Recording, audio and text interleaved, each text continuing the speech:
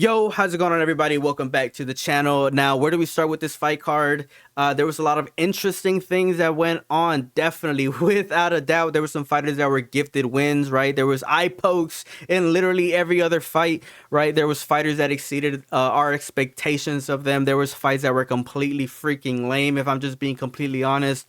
Let's go ahead and break down this entire card and let me know your thoughts at the end of the video. All right, so a great welterweight matchup between Chidi Njokuani versus Rice McKee. Chidi Njokuani had a great defensive effort tonight. Really good. Defended 7 out of 7 takedowns. Landed all those elbows against Rice McKee. That got him the split decision win. And I think it was a great showing for Chidi Njokuani.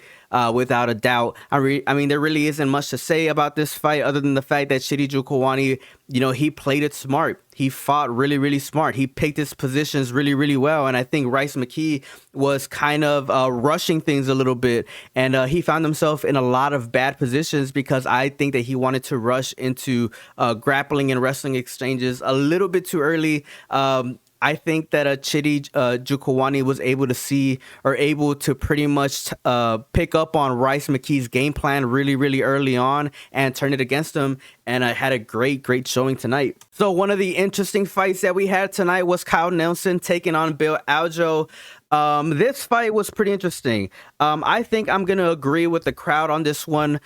This fight, in my opinion, ended a little bit too early. I mean, Bill Algeo was telling Kyle Nelson to bring it on after Kyle Nelson landed a clean flush hit on Bill Algeo's ear, and it pretty much just knocked out his equilibrium. He wasn't knocked out, but his equilibrium definitely was not there. He was wobbly, but he was telling Kyle Nelson to bring it on, and Kyle Nelson landed like maybe 1 or 2 more hits, and that's when the ref came in and ended the fight prematurely, in my opinion.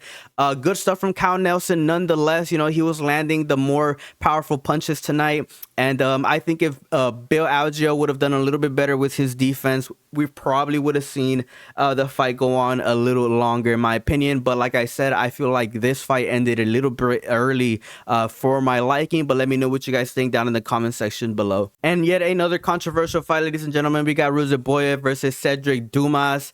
I mean, let's just be honest. Right now, Ruziboyev was pretty much gifted this win, but I'm not gonna go ahead and blame him for it, right? Because he did what he had to do, right? He's the fighter. It's not his job to stop the fight whenever an eye poke happens. That is the job of the referee ultimately, right? And I feel like there is a lot of inconsistent decision makings between referees, and I think that that's just BS. The UFC should definitely get involved, right? Because whenever there's a fighter that tells a referee like Mark Goddard or Herb Dean that they just got poked in the eye, those referees will give that fighter that benefit of the doubt. They'll call a timeout and they'll check up on that fighter, right? But tonight we saw Cedric Dumas tell the referee that he got his eye poked, and the referee just stood there just looking at Cedric Dumas like, what, like, and in my opinion, yeah, that is pretty much inconsistent judging, and hopefully the UFC does get involved because yeah, that did not look good at all. I think Ruziboyev obviously was gifted a win, but like I said, I don't blame him for it. He's the fighter, he's not the referee.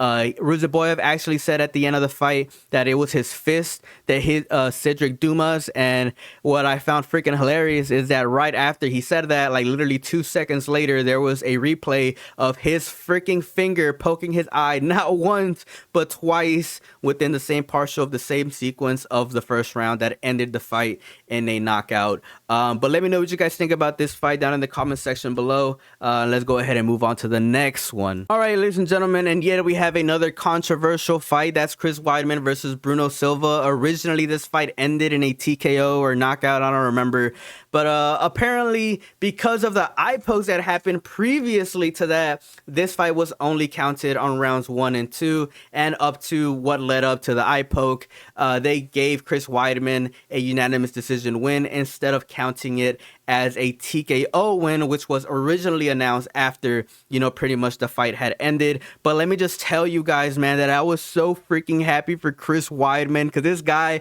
opened up the first round with a heavy roundhouse kick towards Bruno Silva. He was in there checking kicks. He was in there controlling the distance. He was in there controlling Bruno Silva's jab hand.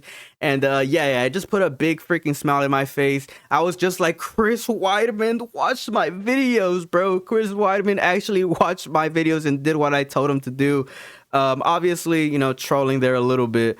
But yeah, that was that put a big smile in my face for Chris Weidman. I'm freaking happy for him, if I'm being completely honest. I mean, yeah, this fight was just a roller coaster of emotions. This fight almost ended at the end of round 2 with Chris Weidman and Bruno Silva absolutely going at it. I feel like if the round would have gone for like 10 seconds more, we probably would have seen one of them get laid out, if I'm being completely honest. But, you know, whenever Chris Weidman did get that TKO win originally, Bruno Silva was protesting it. And in my opinion, yeah, rightfully so, because right before that, we obviously saw him get his eye poked. But yeah, it was a good showing from Chris Weidman nonetheless. Okay, and this was a very, very interesting fight. Vicente Luque versus Joaquin Buckley.